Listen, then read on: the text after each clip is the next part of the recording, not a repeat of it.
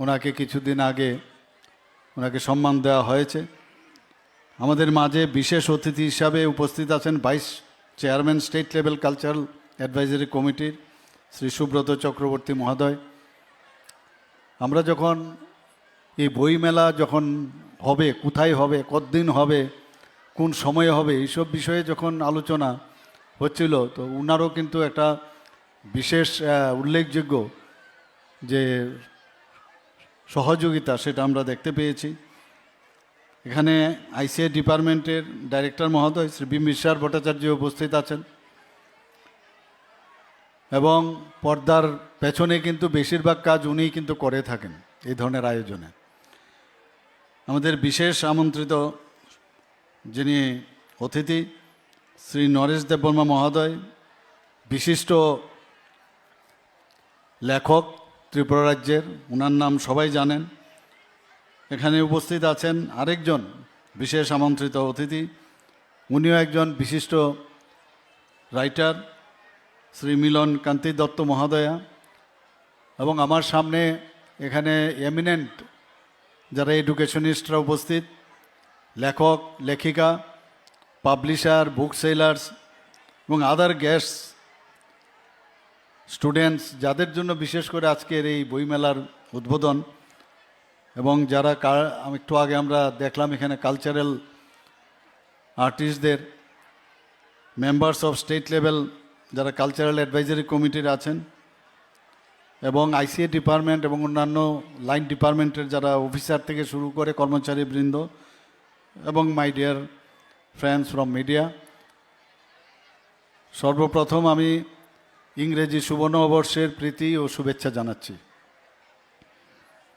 আজকের যে থিম এখানে রাখা হয়েছে বন্দে মাতরম, এবং বন্দে মাতরম কেন রাখা হয়েছে, 150 বছর যে বঙ্কিমচন্দ্র চট্টোপাধ্যায়ের যে রাষ্ট্রীয় গীত সেটা লেখার 150 বছর পূর্তি উপলক্ষে মাননীয় প্রধানমন্ত্রীজি এটাকে ঠিকভাবে পালন করার জন্য আমাদের কাছে আহ্বান রেখেছেন। এবং সেটা জবের থেকে শুরু হয়েছে, এখনও চলছে, আগামী 1 বছর পর্যন্ত এটা চলবে এবং আজকেও তার ব্যতিক্রম নয়। আমি আয়োজক যারা আছেন তাদেরকে আমি ধন্যবাদ দেব যে এই ধরনের একটা থিম, এবং প্রতিদিনই খুব সম্ভব একটা করে এই বন্দে মাতরমের উপর ভিত্তি করে বিভিন্ন যে লাইনগুলো আছে সেগুলো ওনারা রাখছেন, আমি দেখছিলাম। তাছাড়া আমাদের শ্যামাপ্রসাদ মুখার্জির এবং অন্যান্য যারা বিশিষ্ট ব্যক্তি আছেন তাদের নামেও এখানে এই ধরনের স্টেজে এক এক দিন এক একজনের নাম রাখা হবে। এটাও একটা নতুন, আমার মনে হয় যে একটা উদ্যোগ, এবং আমি এর জন্য ওনাদেরকে ধন্যবাদ দেব। আজকে এই যে বইমেলার মধ্যে এখানে লেখক, পাঠক, প্রকাশক, পুস্তক বিক্রেতা এবং সাংস্কৃতিক ব্যক্তিত্ব বলতে গেলে তাদের কিন্তু একটা মিলনস্থল, আমি বলবো একটা কুম্ভ মেলার মতো, আমাদের ত্রিপুরাতে ছোট একটা কুম্ভ মেলার মতো আমি দেখতে পাচ্ছি। এবং এখানে সৃজনশীল ব্যক্তিত্ব যাদের বলা হয়, সৃজনশীল ব্যক্তিত্বরা এখানে উপস্থিত। এখানে মঞ্চেও আছেন এক একজন বিশিষ্ট ব্যক্তিবৃন্দ, তাদের সামনে আমার দৃষ্টতা থাকা উচিত নয়। যেভাবে সৃষ্টির দিকে ওনারা কাজ করেন, যে চিন্তাভাবনায় ওনারা লেখনির মাধ্যমে, আমরা সবাই জানি, সবসময় আমরা ছোটোবেলার থেকেই জানি যে pen is mightier than sword, লেখনির যে পাওয়ার এটা তলোয়ার থেকেও তার শক্তি বেশি। এবং সেইগুলোই কিন্তু আমরা প্রতিদিন আমাদের জীবনে এক একটা কিন্তু পেজ আমরা তৈরি করি, কিন্তু এই পেজগুলো যখন এই ব্রেনের মধ্যে কাজ করে এবং সেটাকে আমরা কিন্তু হারিয়ে ফেলি। কিন্তু ইচ্ছে করে যারা লেখক বা যারা সৃজনশীল ব্যক্তিত্ব তারা কিন্তু এটাকে লেখে, ওনাদের মতো করে সুন্দর করে লেখে, এবং লেখার পরে সেটাই কিন্তু একটা টাইমের পরে প্রতিটা পেজ প্রতিদিনের সেটা যদি লেখা একটা বইয়ের আকৃতি ধারণ করে। এবং এই বই যখন আমরা বিভিন্ন ধরনের এখানে বই আছে আমরা সবাই জানি, এবং এক এক ব্যক্তির এক এক রকম তার চিন্তাধারা, তার যে সৃষ্টি উনি যে দৃষ্টিকোণ থেকে দেখছেন, সব মানুষ কিন্তু এক দৃষ্টিকোণ থেকে সব জিনিস দেখে না। তো এই যে লেখনী শক্তি এত স্ট্রং, একজন ব্যক্তির পক্ষে ইভেন একজন লেখকও আরেকজন লেখকের সে অনুকরণ করতে পারবে না। সেও কিন্তু যখন পড়বে তখন ওনার কাছেও বলবে যে এইভাবেও চিন্তা করা যায়, এইভাবেও ভাবা যায়, এইভাবেও একটা মানে সমাজের দর্পণ হিসাবে কাজ করা যায়, সমাজের কাছে একটা মেসেজ দেওয়া যায়, সেটা কিন্তু পড়লে বোঝা যায়। পাঠ্য বই তো থাকবেই, পাঠ্য বইয়ের তো গতানুগতিক থাকবে, তারপর তার বাইরেও আউট অফ দ্য বক্স এত বই আছে যে বলা যায় না।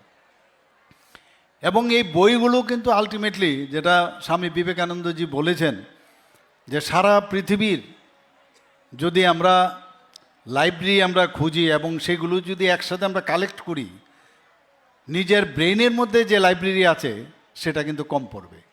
অর্থাৎ আমাদের ব্রেনের মধ্যে সব আছে, সব কিছু আছে, খালি এটাকে এক্সপ্লোর করা।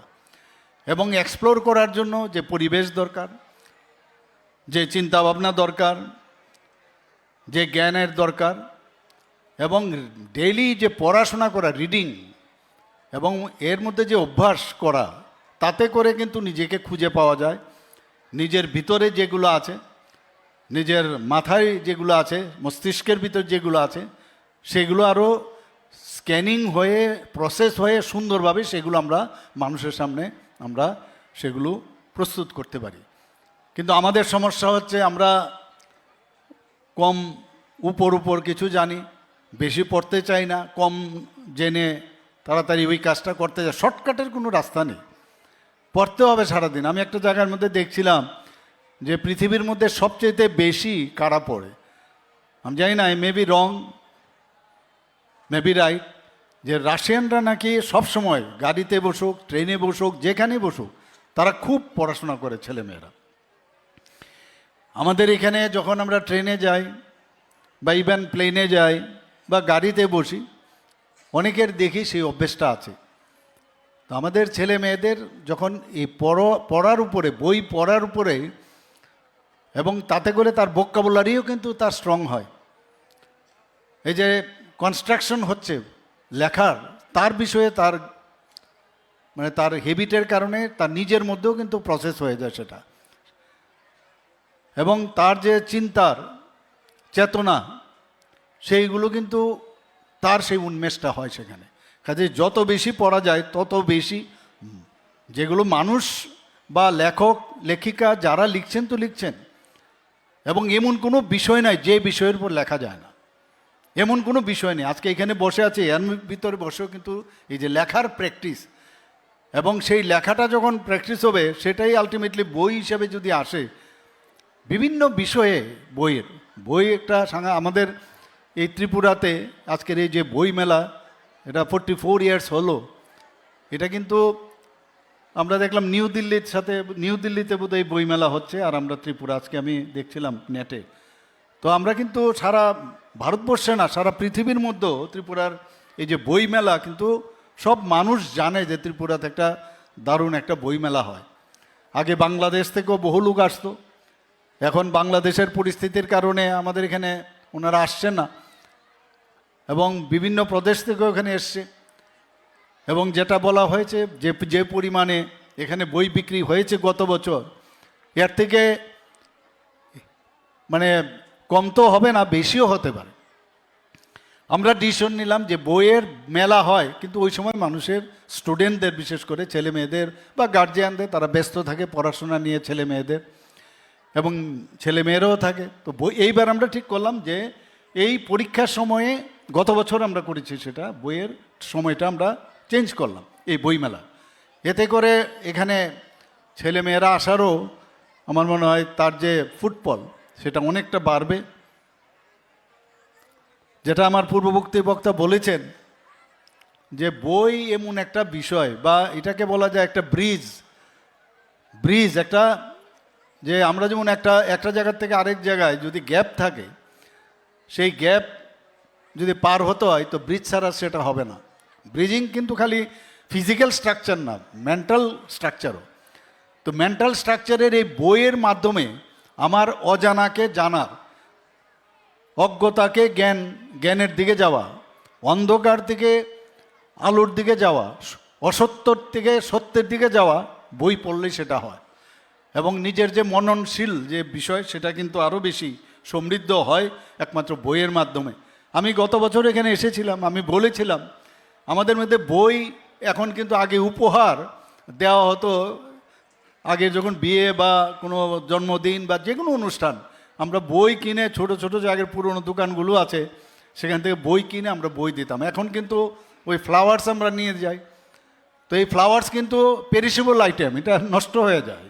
তো বলছিলাম আমি গত বছর আমি মানে যে এটা নিয়ে যে বই উপহার কেন না আমরা নতুন করে আমরা বলছি যে নতুন ত্রিপুরা আমরা গর্ব ওইখানে। তো নতুন ত্রিপুরা কিছু না, আমাদের যে পুরনো ঐতিহ্য সেটাকে আবার পুনরুদ্ধার করা। তো বই দেওয়ার যে অভ্যেসটা, এবং কি সুন্দর করে লেখা থাকতো যে উপহার স্বরূপ কে কে দিচ্ছে, এখনও আমাদের বাড়ি ঘরে আছে অনেকের। তো এই অভ্যেসটা যদি বেশি হয়, যারা বই বিক্রেতা আছে তাদেরও লাভ হবে, যারা প্রকাশক আছে তাদেরও লাভ হবে। এবং বই পড়ার ঘরের যখন লাইব্রেরিতে ঘরের যে তাকে যখন থাকবে সেটা কিন্তু একটা পড়ার একটা হ্যাবিট, তখন দেখি বইটা কি লেখা আছে। এবং এই অভ্যেসটা কিন্তু এখন দেখা যায় না, কারণ যখন পড়ব সেই সময় তো টিভি চলে আসছে বা সোশ্যাল মিডিয়া এখন আমাদের হাতের মুঠোয়। তো এত কষ্ট করে পড়ব, নিজের ব্রেনকে আমি পরিশ্রম করব, তো এই বুকা বাক্সের দিকে আমরা তাকিয়ে থাকি। এটাও কিন্তু একটা ব্যাড হ্যাবিটের মধ্যে আমরা চলে যাচ্ছি। বই পড়ার মতো, এবং বই হচ্ছে প্রকৃত বন্ধু, এবং বিট্রে করবে না কোনো দিন। অন্য সব বিট্রে করবে কিন্তু বই কোনো দিন বিট্রে করবে না। আমরা আসলটা না খুঁজে আমরা নকলের দিকে দৌড়াই, আর নেগেটিভ মানসিকতায় বেশি যায় মানুষ। এবং এগুলো সোশ্যাল মিডিয়ার যুগে আসলে মস্তিষ্কের কিন্তু উর্বরতা কোনো অবস্থায় কিন্তু সেটা বাড়ে না, বরং কমে। অন্তপক্ষে একটা সময় আমরা দেই যে ডেইলি আমি প্রতিদিন অন্তপক্ষে এতটা পেজ, পুরো বই তো সম্ভব হবে না। আগে কিন্তু এরকম হতো, বীরচন্দ্র লাইব্রেরি থেকে আমরা বই এনে, কারণ একদিনের পরে সেদিন গিয়ে আবার যদি বিকেলে দেই তাহলে সেটা ফেরত নিত না, বলে একদিন লাগবে, তবে শেষ করে নিতাম বই। আর এখন আচ্ছা ঠিক আছে সময় কম, অন্তপক্ষে কটা পেজ তো পড়ি, 7 দিনে কমপ্লিট করি, এটাকে বুকমার্ক দিয়ে রাখি। একটা হ্যাবিট যদি আমরা সব মানুষ করি তাহলে আমরা কিন্তু অনেক কিছু জানতে পারি, নিজের যে পৃথিবীটা কোন দিকে যাচ্ছে, মানুষ মানে কত কিছু জানার আছে সেইগুলো কিন্তু আমরা জানতে পারি। শব্দ জানলাম, তার ভাষা জানলাম, এবং একটা যে তার সংস্কৃতি সম্পর্কে জানলাম, তার খাদ্যাভ্যাস সম্পর্কে জানলাম, জীবনের যে প্রণালী, তার ওই লেখক কিভাবে তার যে জীবনযাত্রা সেই সম্পর্কে, যার সম্পর্কে লেখছে তাদের সম্পর্কে জানলাম। একটা ভৌগোলিক যে বিষয় আছে সেই ভৌগোলিক অবস্থানের সম্পর্কে জানলাম, কত ধরনের মানুষ আছে, কত গোষ্ঠী আছে, তাদের কৃষ্টি সংস্কৃতি জানলাম। এবং আমরা না জেনে উপর 2-4টে কথা বলে বা শেষ। তো যত বেশি ইনসাইট আমরা যাব তত বেশি নিজের কনফিডেন্সও ডেভেলপ করবে। আমরা পরীক্ষার সময়ে যত কনসেন্ট্রেট করে পড়ি, কারণ পরীক্ষা দিতে হবে, we have to get through. তো সেই কনসেন্ট্রেশন যদি আমরা বই পড়ার মধ্যে দেই তাহলে কিন্তু এটা আলটিমেটলি সমাজের উপরও তার প্রভাব আমার মনে হয় পড়বে। যেখানে আমরা আগের থেকে তো অনেকটা বেটার, আমাদের সরকার 2018-তে আসার পর আপনারা দেখুন একটা শান্তি, একটা শৃঙ্খলা, এরকম একটা পরিবেশ কিন্তু এখানে এসছে। আগে তো এই বইমেলা শুরু হয়েছিল আমার যদ্দূর মনে পড়ে রবীন্দ্র ভবনের সামনে, রবীন্দ্র ভবনে হওয়ার পর তারপরে সেটা চিলড্রেন্স পার্কে হয়েছিল, তারপরে তো শেষ পর্যন্ত এটা এখানে আসলো। এখানে এখন পরিসর বাড়ছে মানুষে, কারণ আর এখানে ইনফ্রাস্ট্রাকচার স্ট্রং হয়ে গেছে, পার্মানেন্ট স্ট্রাকচার আছে, এতে করে খরচাও কম এবং ইজিলি এটাকে তৈরি করা যায়। অনেকে অনেক কথা বলে ওই জায়গায় করলে ভালো হবে, তেমুক করলে ভালো হবে, কিন্তু এটা যেহেতু এটা, আর তাছাড়া এখানে যে রাস্তাঘাটের মানে is of doing business, is of going অনেক সুবিধা হয়। ন্যাশনাল হাইওয়ে আছে, রেলওয়ে স্টেশন সামনে আছে, দূর দূরান্তের থেকে মানুষ এসে এখানে আসতে পারে। তো সব দিকে বিবেচনা করে কিন্তু আমরা এটা করেছি। তো এখানে যারা আজকে এই বইমেলাতে অংশগ্রহণ করেছেন আমি তাদেরকে ধন্যবাদ দেব। এবং প্রতিবারের মতো এবারও বইমেলার যে আমি যে দেখলাম যেভাবে এখানে সাজানো গুছানো হয়েছে, সত্যিই ওনাদেরকে সাধুবাদ দিতে হয়। এবং এই আগরতলা বইমেলা একমাত্র যে মেলা যেখানে মানে গভর্নমেন্টের পৃষ্ঠপোষকতায় কিন্তু এই বইমেলা হয়, অন্য কোথাও কিন্তু হয় না, একমাত্র আমাদের ত্রিপুরাতেই সেটা হয়। আমাদের এখানে বিভিন্ন বিষয়ে বলা হয়েছে, এখানে আমাদের আরও কি কি প্রাইজ দেবে এবং বিভিন্ন নামে প্রাইজ দেওয়া হবে এখানে। তো এ বিষয়ে বিস্তর আলোচনা এখানে হয়েছে। আমি এখানের এই যে 13 দিনব্যাপী বইমেলার যারা গ্রন্থপ্রেমীরা আছেন বা যারা বই প্রেমী যারা এসছেন তাদেরকে আমি আবার বলবো যে আপনারা এটা নিয়ে কিন্তু আরও প্রচার প্রসার করা দরকার।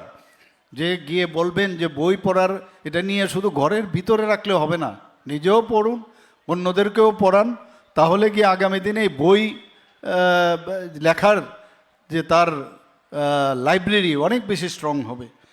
আমরা এখানে বিভিন্ন যেসব আমার কাছে যা ডাটা দেওয়া হয়েছে, বিভিন্ন পুরস্কার, চিত্রকলা, বাংলা ও ককবরক সাহিত্যে অসামান্য অবদান, শাস্ত্রীয় সঙ্গীত, বাংলা ও ককবরকে প্রকাশিত ছোট গল্প, নাটক, লোক সংস্কৃতি উল্লেখযোগ্য পুরস্কারের এখানে আজকে দেওয়া হবে।